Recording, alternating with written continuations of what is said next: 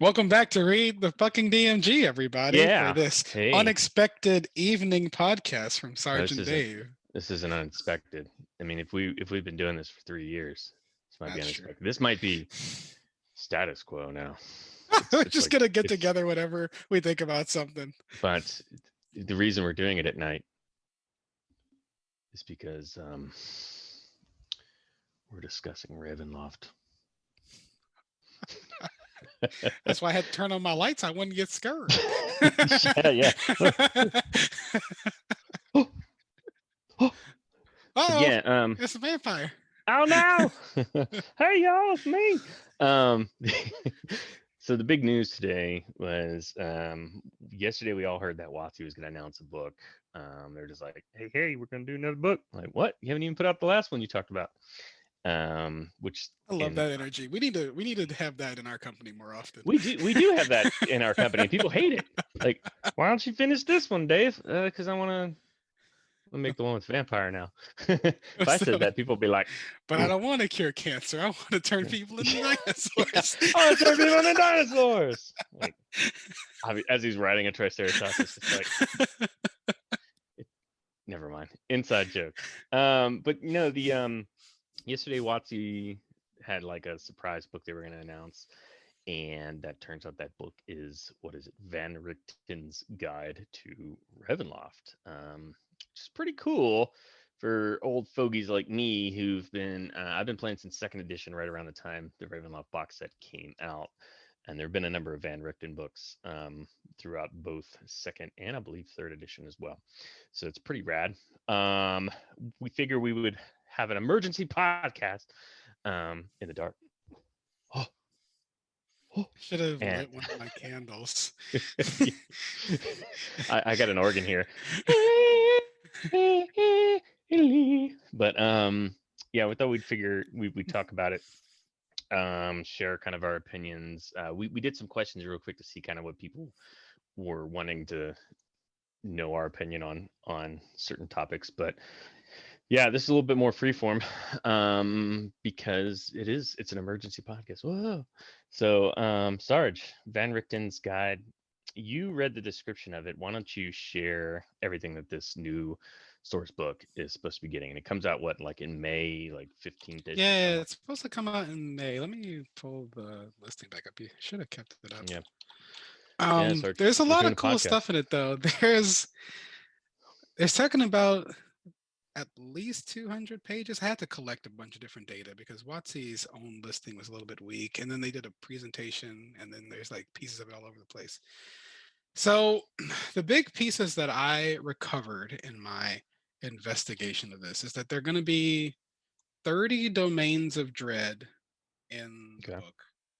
There's going to be 30 villains related to those Hmm. threads. And there's going to be some guidance about how to run the content effectively for young people. That stood out to me. It's interesting. There will be a 20-page adventure in it. There's going to be 2 new subclasses, the College of Spirits for bards, which folks who follow UA are familiar with, and an Hmm. Undead Pact for warlocks. There's going to be some like pseudo racial options with the Dampier and a couple of other ones. Let me get the exact listing of them up. Where you can start as you can start as your base sort of ancestry and then kind of convert into this as part of the flavor. Like maybe you've been hanging out with vampires too much, or you took some of their blood and now you're kind of one of them. Okay. So like a template for races. Yeah, Okay. a little bit. Like they've experimented with a little bit with the UA stuff, and I'm curious to see how they do it. Oh yeah, here we go. We have the Dampier, the Hex Blood, and the Ooh. Reborn. Oh, nifty. There's a lot of um people involved in this one. I think interesting for you because you know a lot of the names. Amanda, I think it's Hammond. I apologize if I'm saying her name wrong. Of Cobalt Press had senior design on this. was she involved with Rhyme? I think She may have been. that name We'll sounds pull up. familiar. We'll pull up her web presence and see Um, if I can find out. Oh boy, there's a. yeah, she is involved in world building on. on Rhyme. So that's pretty cool. Yeah, they mentioned that she has a long history of writing horror stories Okay. within D&D, and she was particularly passionate about this book. Sweet. Yeah, yeah. Immediately I came to mind like the old box set. I used to get a box set that had Strahd on the front, and he was like, "Ah, it's vampires!" Like, if you look up the art, you know what I'm talking about.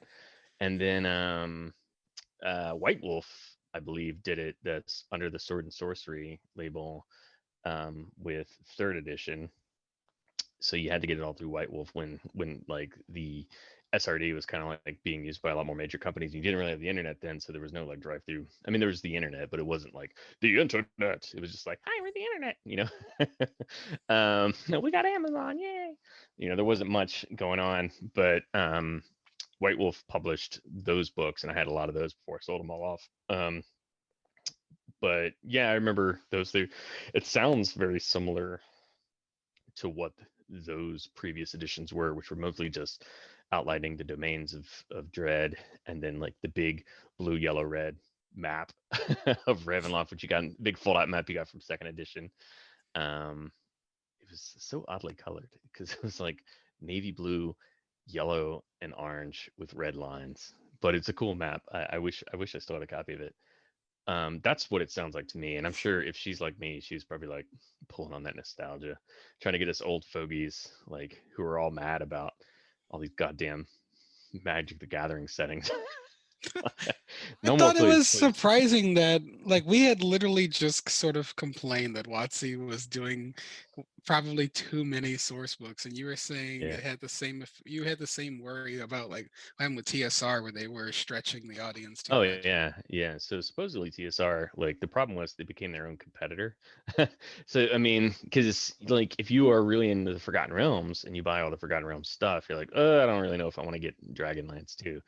And they were end up instead of like creating new markets, they were dividing their own market. Instead of like creating source books everything in one. I think what these make these books successful though is maybe in third edition they figured out like, hey, even if people aren't interested in this, we can put in subclasses and shit, and they'll buy it just for that, which is what I've done. I think I bought Ravnica for like spore druids. That's it. And now it's like in fucking Tasha. So there you go. I mean, I joked about that with D&D Beyond because people were asking me what I thought about the Wild Mountain book, and I watch Critical Role. I think it's a fun Yeah, show. yeah. I haven't I seen a think single episode. So I think they're very charming people. I think it's a fun show. But I also thought that for digital subscribers of D&D Beyond who advertise heavily on Critical Role, the Critical Role mhm. book is honestly probably the most efficient way to get a lot of the disparate custom content, I'm sorry, additional content that WotC's released since the PHP, because all of the additional race options are mentioned in the Wildmount book. So if you're Yeah. trying to buy online, it's the most efficient purchase you can make. You can go like PHB, Wildmount, Zans, and you're Mhm. basically set as a player on a digital experience to legally use all of WotC stuff. Yeah. I haven't I haven't used I haven't really read through Wild Amount a lot. I guess mainly because I've never watched Critical Role, and I don't really know that if I have the time to. Maybe I could listen to it while I'm working or something. But um, look, there was really nothing in the book that I couldn't grok from that I didn't already own in some other piece of content. But I like the layout of the I book. Like flipping through it, I was like, that's pretty cool. And what's her name? They pay to do the maps. She does a really good job. Her art's amazing. Can't think of her name right now though. like we talk about books a lot. We were talking about this with some of our patrons after the last class we ran. That when we look at a WotC product, we're looking for useful design insight into it. Like, what are they thinking about? How are they organizing content? What do they think is important to convey? What have they stopped writing about because they realized it maybe wasn't as useful to people? I think in the Wildmount book, there are two big pieces of content that I think are useful for people who write D&D content and give you guys some Hmm. juice, I guess. I think the heroic chronicle that they set up for player creation is really strong because players want to create characters with a context and world. And Hmm. I think it is really useful to go to a table and work with your player on that context right away. that here's like a quick overview of the locations in world, and then the player can roll. Like, you want to have this background? Well, you're probably from one of these places. Here's what you need to know. The second piece that I thought was really great in that book, for setting books, is almost every region in that book has an adventure pitch in it, as Yeah, here's something that's going on that you could spin out for the players. it's And I very think I think campaign books would do a lot better if there was at least the bones of an adventure for DMs to roll on. it really harkens back to second edition design because they did that a lot in second edition.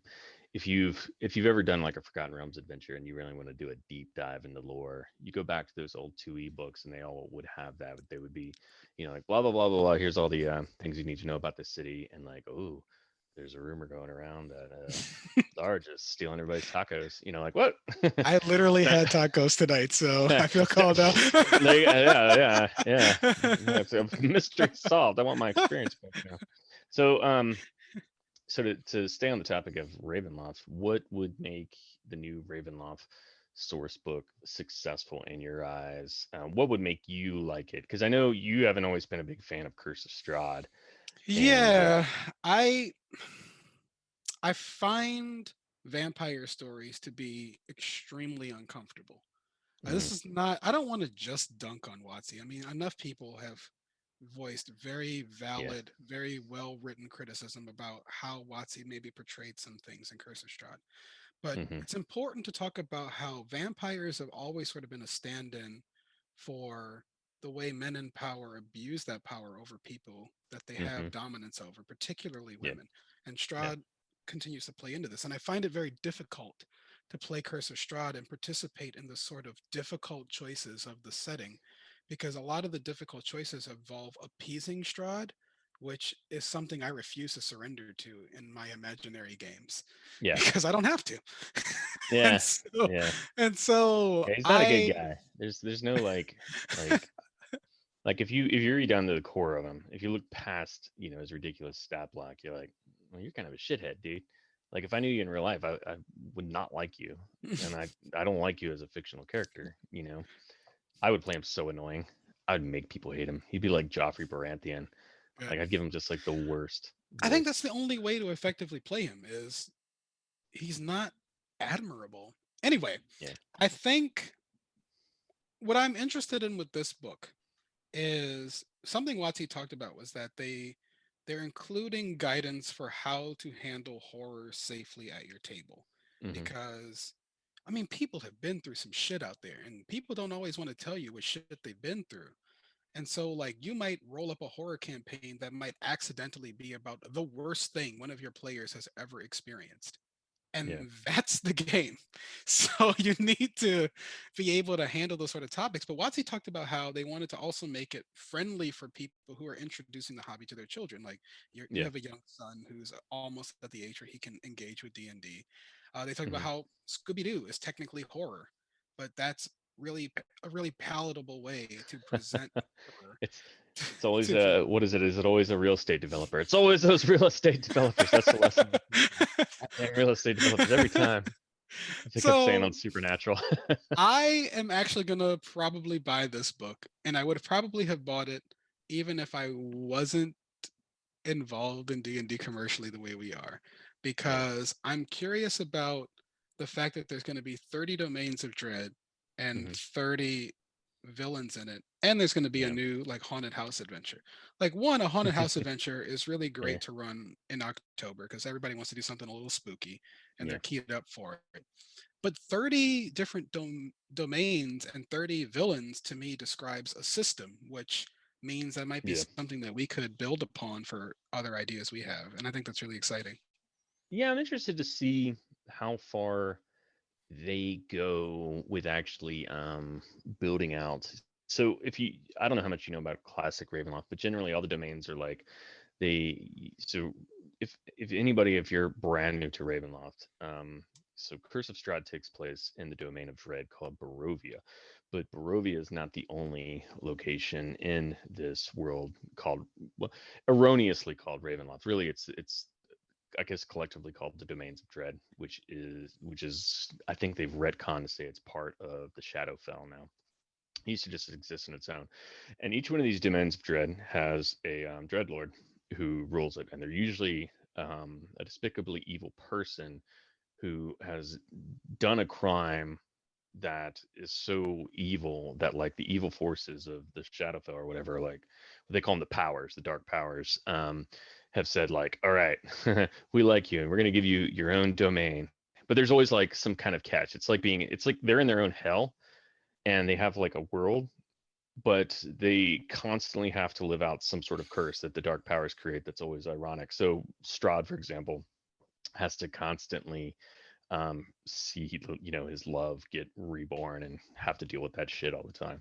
And then they pull in, like, the more evil they are, the more like people they pull in. So that's why there's like Barovia and the place with the V. I I can't think of learned its of name. some lore involving Lord Soth and Exactly. Strahd fighting Yeah, yeah, sometime. yeah. And you've had some like Soth was from the Dragonlance campaign setting. He was a paladin who I can't remember what he did. He did some shit. According to the monster manual, he was a paladin who cheated on his wife and then Yeah. murdered his family and was like, Yeah. No, I like being bad. And they were like, well, fine. Yeah, I'm guessing you won't see Soth in there because the Hickmans who created Soth are currently in a or were in a lawsuit with They have uh settled on that. That okay, is well, over now. still they took Soth out of third edition. That might have been because it was kind of difficult with White Wolf handling the properties. So like suddenly Soth's whole domain disappeared along with some others that were related to Dragonlance. But then you have like Aslan's pretty famous, and I think I mentioned this too when Tasha's came out. They showed a picture of Aslan. I was like, somebody's getting ready to put out some more Ravenloft. There is a Um, list here I have of some of the ones that were mentioned if you want to hear it. yeah, yeah, There's Dementliu, ruled by the cruel Saidra Dianair. I don't know if that's okay. correct. I remember Uh, Dementilu, but I don't remember who rolled it. Yeah, there's Lamortia, home to Dr. Victor Mordenheim, who chases her yeah, escaped flesh golem Elise Carlson. This is from the Polygon article, if folks are yeah. curious. That's your Frankenstein parable. Volkovnia has a new ruler named Vladeska Drakov and has been Okay, reimagined as a realm on the brink of a zombie apocalypse. all right. There's a place now called Kalakari, which draws inspiration from Indian folklore and mythology, That's where cool. Dark Lords Ramya, Arijani, and Riva each vie for control. And there's a realm they mentioned called Valakan, where the Dark Lord Takuna relentlessly hunts down player characters for sport. Yeah, So Valakan that is, I sounds like think, it'd be fun for some yeah, people. and I'm sure it'll probably have like Nova Vasa and the Mind Flayer one. I can't think of its name, Blute Spear. Um, and then Cardicast, the one I really like. Cardicast is like is is like all bards. Like everybody's a freaking bard, and they live like in the German, like, what is it, the Black Forest or whatever, and it's all like werewolves and loot. It's Lucaroos versus no wolf wares versus werewolves, which is complicated, but it's cool. It's like kind of a cool story, and one of their most famous adventures takes place in Cardicast, and Cardicast is like right next door to Barovia. So they're like, "Hey, Strad, we need some more sugar." Like, blah, go away. I do not like you, vampire or werewolf bard. That's gonna be Dave's game. I'd make him so annoying. I'd give him like just the I don't even know what voice I'm like. Hey, oh, I'm Strad. I'm so powerful, you guys don't even know. Yeah. Let's see if we got some questions. I think the book will probably be divided, typically going with. It'll have a lot of monsters, I hope. And here's some They questions that haven't we got. mentioned their monsters that are going to be in it, but the WotC listing does say you can visit familiar domains. There's a bunch of new ones. There's rules and advice for building custom domains and Dark Lords for it. Okay. That's probably going to be exciting for you because you're always a fan of them giving Are your they DM bringing tools. back? Um, Hopefully they'll bring back powers checks because that's a big one. Like if your characters are like, if your players are total shitheads, they can potentially get their own domain. That was always a thing. And then horror checks where you'd like die from seeing something so horrible, just like, just They have yeah, something called Dark Gifts for characters. I'm not sure what that's okay, going to be. It sounds like a new like magic item style mechanic. yeah. There's going to be Hopefully, a monstrous bestiary. So yeah, of that's course. what that's what we got. Yeah. Let's see. So here's a few questions we've got. Um, Darian asks, "What Ravenloft monsters would you like to see return?" Hmm, that's a good question. I don't know. I like to see wolf wares come back. I think they're kind of cool because they're like werewolves, but not because a wolf were starts as a wolf and they have like magic bard powers. There's always a lot of like weird, cool undead. Juju zombies, they've been in every edition. I'm surprised they haven't come back yet. They're kind of like zombies that are created through. I think they have to specifically die through life drain, and they tend to be like really tough. Uh, Anything like that. But I mean, like you're gonna see like a lot of undead and a lot of monstrosities. You'll probably see like a lot of the. They're totally gonna take stuff from Curse of Strahd and call it new. They're gonna like take the whole monster index from Curse of Strahd and just be like, oh look, it's all in here now. There's Mongrel Man. There he is. You were looking for him. Um, but yeah, like I think you'll see like a lot of that, like a lot of like classic movie monsters. Maybe like a creature from the Black Lagoon would be kind of nice because they're. I mean, I guess you got Sahuagin, but there's not really anything like coming out of that. Greater versions of particular monsters would be really nice. I'd kind of be interested in seeing them play around with some complex humanoid groups because I'd like to see what else Watsy has in mind for some new cult approaches to take in the world. hmm That might be interesting.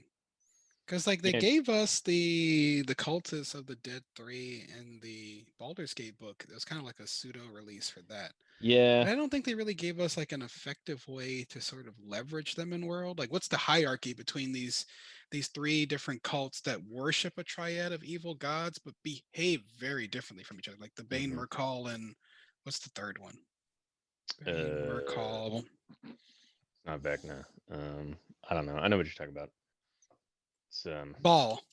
Ball. Because there's the Reapers of Ball who I almost killed a character with and they hated them. Yeah, they're all way too powerful. Man, I'm gonna um give me a chance and I'll diss on that book so much. but Oh my like god. I don't remember us getting a lot of guidance on like what are these cultists doing, why are they working together, why do they have their own hierarchies if they're always working together, what does that mean, how do you use them in your campaign, because they Yeah. have really complex stat blocks, and I think tactically, especially for like a tier 2 party, they're very fun to run. Like I scared the hmm shit out of a level 7 party when they encountered a Reaper of Ball for the first time. Yeah. Some of the powers were goofy. Like there's that one that's like, what is it? They have advantage on all. Was it all skill checks and saves while in combat? It's like, when else would you use this? Like this, it's like a cultist of who is it? Bane. I was like, that's what they do. They go into combat. Yeah, some more NPCs would be really nice. I really like the NPC layout in Bolos. I really think it added to it. I think you'll see probably like the return of like the Madman. That was in Ravenloft. I've made a few myself just because it's kind of cool to have like a character with high deception who can like be like, oh yeah, come on, let's go eat some brownies, and then they got a knife and they're like, I was waiting for Sarge to take a sip of that. I was drinking my water right as you did that. We're not Sometimes usually on video. We're not usually I on don't. video chat with each other, so we don't usually get to Yeah, do like I physical don't. jokes.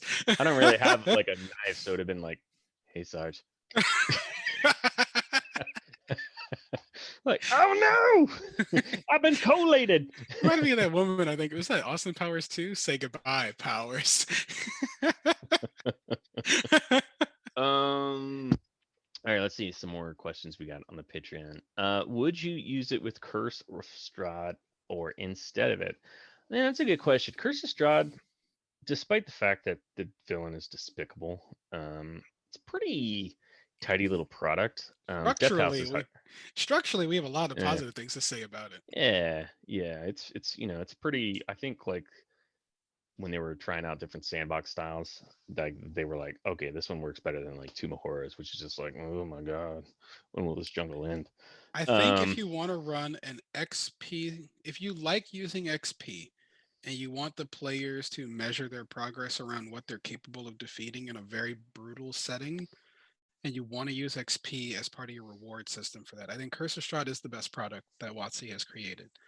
yeah, Um, You're gonna because be like scrapping. because you're gonna everything is difficult in that you have to really plan out how you're going to manage your economy and your relationships because you can piss off the wrong people and find Yeah. yourself struggling in that setting, and you have a hard time coming across components, so some of the more fantastical spells you're going to struggle to deploy. Hmm. um if I think if I were to use this, I'd probably run it separately from Curse of Strahd, Hmm. mostly because I'm not always a fan of the long-term trapping of the party. Because like Curse of Strahd makes that like that's the game. Like when I was playing a cleric in Yeah. Curse of Strahd, Well, I mean, my long, that's Ravenloft's whole bag. They all, I mean, it's Mists and Barovia, but like other places, like the tides come up or some shit, or right, you I know, would there's just probably a guy run with a it. stick at the border. No, go away. You can't leave. I, Damn it. I'd Ah, probably okay. use the Domains of Dread as like an arc within my Yeah. game. And I Yeah. think like having like the sort of bite-sized content that you can use to flavor like for a single session adventure or a single level adventure. Your Hmm. how did your party get to level 13? Well, let me tell you about this lady who was chasing a flesh golem around. Yeah. Yeah, the cool thing about Ravenloft is the mechanics of it work so that you can really inject those into any kind of campaign setting because pretty Mhm. much it's like I'm just wandering down the road and whoa, this isn't where I was before. And then, some lady comes up to you like dressed like a gypsy and she's like, "You must help us." I'm like, "Oh, okay." And you go do that and then like you leave and you're like, "Well, that was weird, but okay, let's go back to doing what we're doing."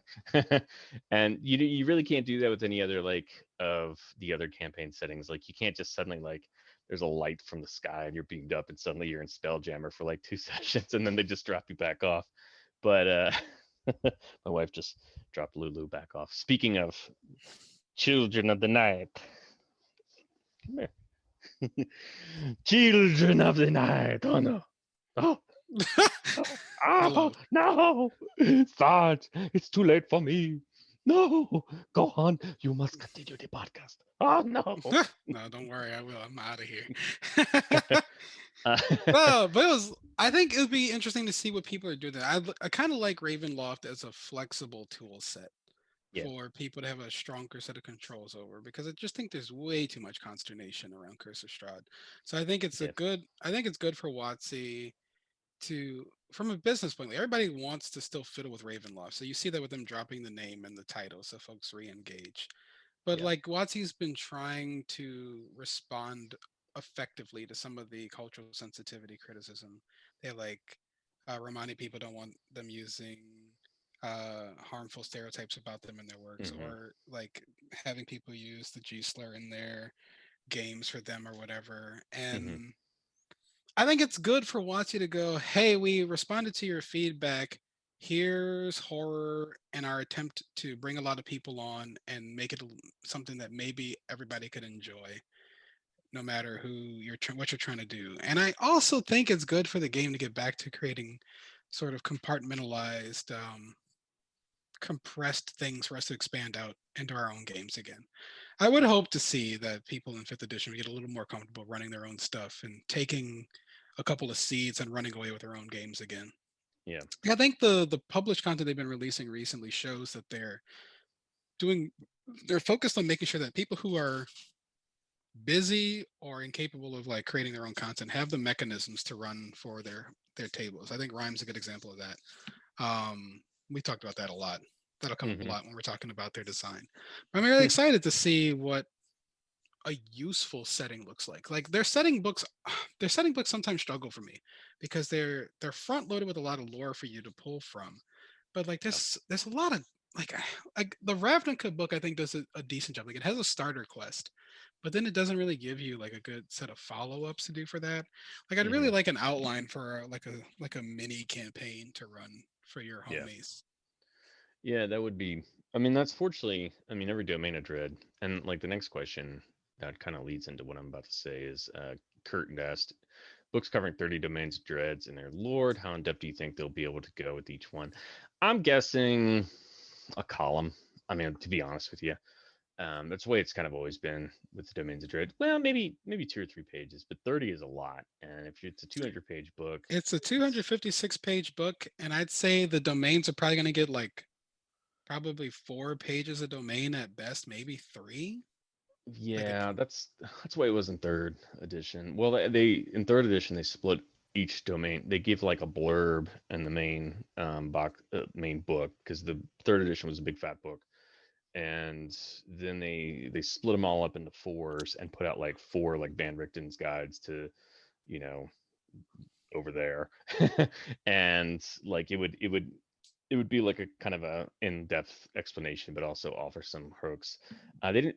The thing that them putting adventures into stuff now is really nice. I think that's a nice touch. I'm interested to see haunted house adventure. It'd be really cool if it was Miss Moore redone. That's such a cool adventure, and it's really tight.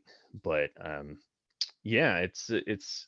I'm pretty stoked to see it. I'm glad it's pulling from something new and it doesn't just feel like, trying to add, a new market or something like that. It's trying to make old guys like me happy, but at the same time, it's grim dark enough that people who I love was Curse of Strahd. joking that Watsy saw all of those ads on YouTube for Grim Hollow in the last year, and they were like, we're not gonna let them have that themselves." Yeah, people like horror, man. I don't know what it is about horror. It's that need to I don't know. There's plenty of philosophy written on it. Like, I don't watch as much horror as I did. Mostly, I'll just read about like some horror movie that came out. Like, I'll read about what's his name, Ari Aster's Oh my movies, god. Ari Aster, I and I'll had be to like, watch I had to watch what's that one with the Swedish people who kill everybody? Summer, Midsummer? Midsummer. Yeah, I had to watch that because I had a new player at my table. She's like, "I want to play a cleric." Okay.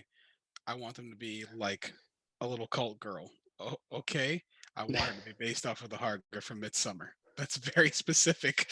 And so see, we is she just watched. like a pyramid of flowers throughout the whole She was campaign? a she was a grave domain cleric who was like, "How old are you? It's not your time yet." She's Yeah, terrifying. I read all about it, and I saw a few gifs, and it's funny because Joaquin Phoenix just got signed on to do Ari Aster's next project, and I was like, well, that's just because he wants to squish people's heads with a giant mallet. That's really what it's about.